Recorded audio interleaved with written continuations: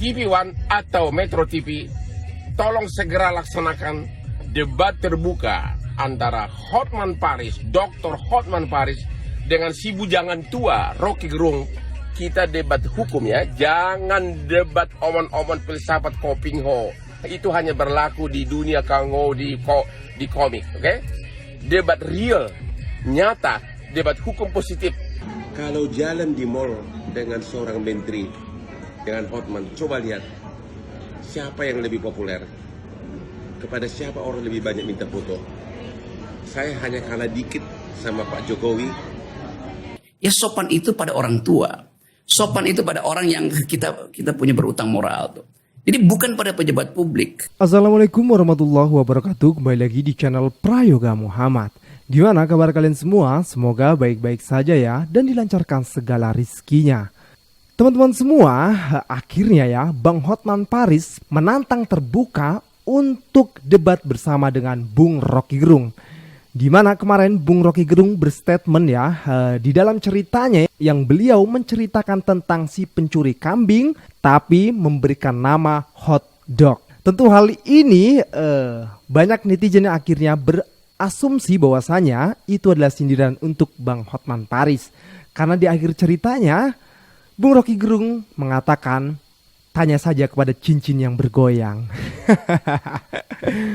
Jadi teman-teman semua, perdebatan antara Bung Rocky Gerung dan juga Bang Hotman Paris ini semakin memanas ya teman-teman semua. Sampai akhirnya Bang Hotman Paris meminta stasiun TV untuk menggelar debat terbuka Bang Hotman Paris versus Bung Rocky Gerung. Teman-teman semua, kita akan lihat videonya Bang Hotman Paris ya, dan juga beberapa video dari Bang Hotman Paris yang sedikit menyombongkan diri lah ya, bisa dibilang ya. Tapi teman-teman semua, setelah itu kita juga akan melihat ya kualitas dari Bung Rocky Gerung. Apakah nanti ketika Bang Hotman Paris versus Bung Rocky Gerung, Bang Hotman Paris bisa mengalahkan Bung Rocky Gerung dari sisi hukum atau bagaimana? Kita akan lihat videonya. Oke teman-teman semua, kita lanjut lihat dulu videonya. Halo Metro TV dan TV One. Dua TV inilah yang menurut saya masih tergolong netral. Dan oleh karenanya, TV One atau Metro TV, tolong segera laksanakan debat terbuka antara Hotman Paris, Dr. Hotman Paris dengan si bujangan tua Rocky Gerung. Topiknya debat tentang aspek hukum dari putusan MK yang memenangkan 02. Topik kedua, apakah berlian mahal dan kekayaan triliun itu hasil dari otak dungu atau otak brilian? Atau apakah kehidupan yang biasa-biasa, ekonomi yang pas-pasan merupakan refleksi dari ketidakmampuan? Oke? Saya tunggu debat terbuka, tapi dengan catatan kita debat hukum ya, jangan debat omon-omon filsafat Kopingho. Itu hanya berlaku di dunia kango di komik, oke?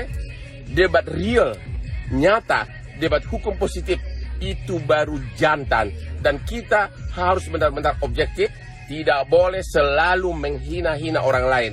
Itulah yang membuat Hotman sukses, benar-benar berhasil menaklukkan Jakarta secara karir dan ekonomi.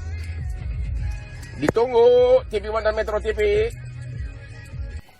Wow, kilauan cincinan dari Bang Hotman Paris ini sangat mengkilau sekali ya warnanya. Wow, keren.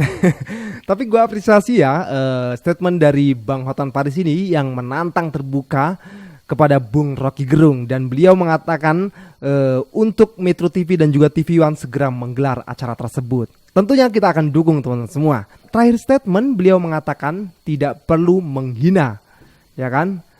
Tapi kalau mengatakan bujang lapuk itu termasuk hinaan atau bukan ya? Kita serahkan kepada netizen untuk menjawab.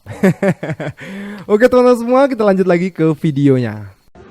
Banyak komentar di Instagram saya, seolah-olah saya memberikan bantuan hukum kepada lembaga pemerintah ataupun politikus untuk mencari jabatan. Ada yang nyindir, mau jadi komisaris ya? Kamu tahu nggak? Penghasilan saya puluhan kali lipat besarnya dibanding dengan gaji seorang presiden komisaris BUMN, bahkan Pertamina, kalah jauh sama saya. Saya pengacara yang salah satu yang paling sukses di negeri ini. Ada yang bilang juga, ya mau jadi menteri ya. Aduh, aku nggak tertarik. Pendapatan saya puluhan kali dari gaji menteri. Kalau jalan di mall dengan seorang menteri, dengan Hotman, coba lihat siapa yang lebih populer, kepada siapa orang lebih banyak minta foto. Saya hanya kalah dikit sama Pak Jokowi atau sama anak buahnya yang adalah klien saya. Jadi saya nggak tertarik dalam bidang politik. Terus kenapa Hotman posting mulu? Saya itu terima klien tiap hari. Tiap hari ada klien besar-besar, belum lagi Hotman 911. Tiap hari klien besar-besar. Tiap hari dapat duit. Makanya sesudah saya terkenal, saya banyak menghabiskan waktu untuk bantu rakyat kecil. Horas Bang Hotman. Walaupun abang bilang banyak kali jalan di mall itu minta foto, aku bukan salah satunya bang. Bahkan di TV pun aku gak suka lihat abang. Tahu kenapa? Bukan aku benci, kenal pun tidak. Cuma kayak mana ya? Kayak norak aja gitu menurut aku ya. Mungkin itu style abang, tapi sedari dulu di saat orang mengagung-agungkan atau mengidolakan, aku enggak bang. Sama sekali. Gimana ya aku bilang ya, nggak enak aku ngomongnya. Cuman ya itulah pokoknya. Tolonglah bang, kalau emang punya hati nurani untuk rakyat kecil, lebih baik abang bela rakyat kecil daripada abang bela oknum-oknum atau siapapun itu yang mengatasnamakan segelintir orang demi keuntungannya sendiri. Ayolah bang. Ya itu teman-teman semua, video dari Bang Hotman Paris yang sedikit menyambungkan diri lah ya. Beliau mengatakan levelnya beda tipis lah dengan Pak Presiden ya, di bawah sedikit dari Pak Presiden ketenarannya gitu. Oke teman-teman semua, kita lanjut lagi ke video-video dari Bung Rocky Gerung ya. Di sini kita akan melihat ya kualitas dari Bung Rocky Gerung sendiri. Nanti akan kita compare, kita adukan bagaimana jika Bung Rocky Gerung ini adu debat dengan Bang Hotman Paris. Kita lanjut ke videonya. Teman-teman netizen, saya bersama dengan saudara-saudara di Lombok, di desa Bonjero tuh. Nah ini adalah putri-putri yang tidak mau jadi aspri dari Raja Cincin ya. Oke, salam. Yuk. Nyindir lagi. Tapi kita lihat dulu ya video sedikit ya, cerita tentang si pencuri kambing. Mungkin video ini nih yang bikin Bang Hotman Paris semakin panas. Saya coba cari satu cerita ya. Satu waktu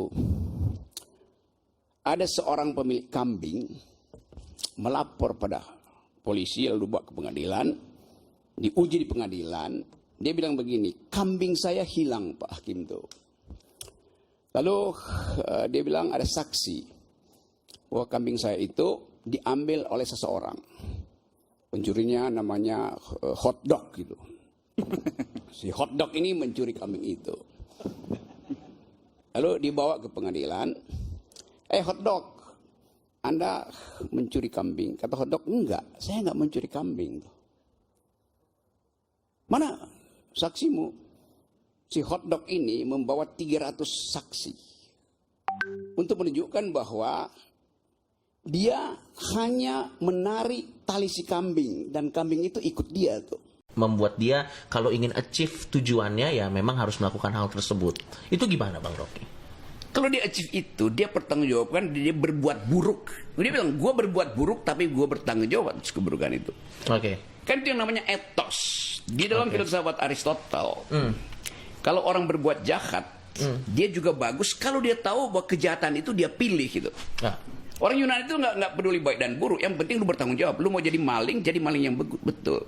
Misalnya begini, koruptor itu di zaman Yunani bagus apa enggak? Tergantung. Kalau dia koruptor dan dia tidak minta maaf dan tidak minta pengurangan hukuman, dia koruptor yang bermutu. Ada koruptor yang minta maaf, minta ringanan hukuman. Itu koruptor yang dungu. itu namanya pertanggungjawab etos. Kenapa? Karena setiap orang ada yang disebut nilai akhirnya tuh. Telosnya jadi apa dia? Kalau dia telosnya jadi maling bajingan, ya udah jadi bajingan aja. Tetapi betul-betul jadi bajingan. All in ya dia. All in dong itu temanya kan. Kamu mau jadi orang baik benar-benar tuh. Lu mau jadi ustadz ya jadi ustadz baik-baik tuh. Jangan ustadz yang berdagang lewat podcast gitu. Ingat Bang, Baris Kim nih, aku ngasih tahu aja. Problem ini ada feodalisme tuh yang seolah-olah ya orang mesti sopan. Ya sopan itu pada orang tua. Sopan itu pada orang yang kita punya berutang moral tuh. Jadi bukan pada pejabat publik. Dan itu yang terjadi kan. Sekarang mulai dibuat semacam diskursus yang buruk. Bahwa Presiden Jokowi itu bagaimanapun adalah bapak kita tuh. Loh bagaimana presiden jadi bapak itu? Jadi bapak artinya orang yang nggak boleh salah. Bapak saya atau Ibu Yasmin, kalau dia berbuat salah tetap dia bapak orang tua kami, nggak bisa diganti. Presiden setiap 5 tahun diganti. Jadi nggak boleh ada terminologi bapak yang seolah-olah itu fungsi antropologis itu atau fungsi psikologis itu nggak bisa dong. Presiden itu adalah orang yang dipilih untuk menerima kritik publik karena dia adalah figur publik. Dia bahkan ada lembaga tuh. Apa presiden punya martabat? Tidak ada martabat presiden. Lalu orang kaget, kok nggak ada martabat? Ya dia itu lembaga. Martabat itu hanya melekat pada diri pribadi itu. Karena itu disebut human dignity. Mengatakan dignity nggak mungkin tanpa human. Mengatakan human nggak mungkin tanpa dignity. Di human dignity martabat manusia tuh. Bukan martabat presiden. Karena itu undang-undang udah melarang presiden itu punya martabat seperti manusia individual. Yang punya martabat itu adalah raja. Raja Belanda, Ratu Belanda punya martabat. Karena itu kalau dikritik ratunya, maka kena juga dia sebagai manusianya. Kritik manusianya kena juga dia sebagai kepala negara atau raja atau ratu kan. Itu kan udah dihilangkan. Di dalam republik, res publica itu berbeda dengan res privata. Jadi dipisahkan. Yang punya martabat mereka yang bekerja atau beroperasi atau berkegiatan di bidang res privata. Jadi itu soal personal. Kan itu intinya kan. Wow, inilah gue suka dari Bung Rocky Gerung. Dia itu sangat teliti sekali dan mengerti gitu ya jabaran dari kata-kata yang mungkin tidak banyak orang tahu gitu loh.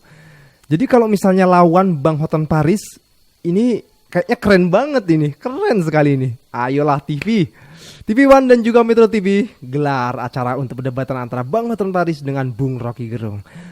2 tahun kemudian, ternyata tingkat perkosaan dan pembunuhan terhadap perempuan justru 2 kali lipat. Bukannya turun tapi meningkat. Apa penyebabnya? Akal sehat kita menghitung. Ada yang bilang bahwa pemerkosanya memang tidak bermoral. Udah memperkosa, membunuh juga. Loh kalau dia bermoral dari awal dia nggak akan bikin kejahatan. Satu-satunya keterangan adalah bahwa si pemerkosa, si penjahat, dia berpikir secara ekonomis. Bagi dia, kalau dia cuma memperkosa, dia dihukum mati. Kalau dia memperkosa dan membunuh, dia kemungkinan lolos. Karena saksi korbannya tidak mungkin bersaksi, sudah meninggal. Jadi dia ambil risiko bahwa sebaiknya saya memperkosa sekaligus membunuh. Kemungkinan lolos lebih besar daripada sekedar memperkosa itu. Itu namanya akal sehat si penjahat. Itu mata kuliahnya namanya Economic Analysis of Law. Yang saya mau terangkan adalah kita harus mampu berpikir di luar kebiasaan umum. Bahwa seolah-olah kalau punishment-nya dinaikkan, perkosaan akan menurun. Justru bisa sebaliknya. Karena si pelaku kejahatan, dia berpikir secara ekonomis. Daripada ketangkap, mending sekaligus membunuh. Itu prinsipnya. Demikian juga kekuasaan. Jadi kalau dia bilang kekuasaan itu punya moral, kekuasaan itu nggak mungkin tidak adil. Loh dia kekuasaan itu berpikir kalau dia tidak menang, kejahatan apa yang dia mau lakukan. Jadi kita harus mencurigai segala jenis surplus kekuasaan. Kalau Anda berkuasa, saya akan curiga. Karena Anda akan memanfaatkan kekuasaan untuk kepentingan kejahatan. Itu pentingnya oposisi. Karena itu oposisi itu bukan setiap pemilu saja. Oposisi itu bekerja 24 jam membayang-bayangi kekuasaan. Jadi itu pentingnya kita aktifkan akal sehat kita supaya kita tahu bahwa beroposisi itu adalah tugas setiap orang. Kalau saya kritik Presiden Jokowi, saya kritik dia sebagai pejabat publik. Kalau sebagai privat saya nggak ada urusan. Mau bikin kejahatan, kayak mau bikin kekacauan, mau bikin kebohongan, itu urusan pribadi. Tapi kalau sebagai pejabat berbohong dalam statistik, itu menyangkut urusan perencanaan hidup saya. Karena saya akan melakukan perencanaan berdasarkan data yang diberikan pemerintah. Kalau datanya palsu bagaimana? Kan itu akal pikiran kita. Nah, etika itu yang kurang ada di kita hari-hari ini. Terutama misalnya termasuk legislator kita tuh. Anggota DPR kita bangga dengan legislasi yang dia keluarkan. Padahal begitu legislasinya keluar, undang-undangnya keluar, LSM kampus sudah bawa ke Mahkamah Konstitusi.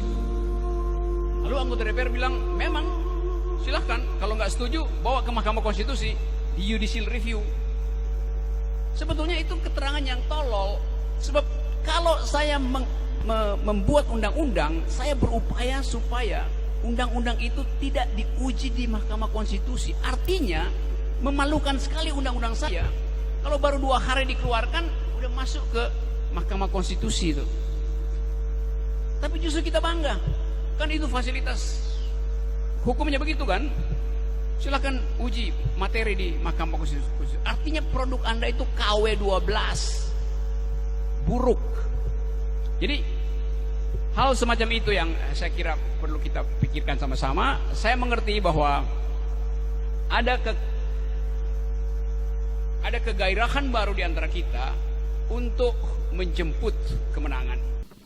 Gimana teman-teman semua, kuliah singkat dari Bung Rocky Gerung yang tentunya sangat bermakna sekali ya.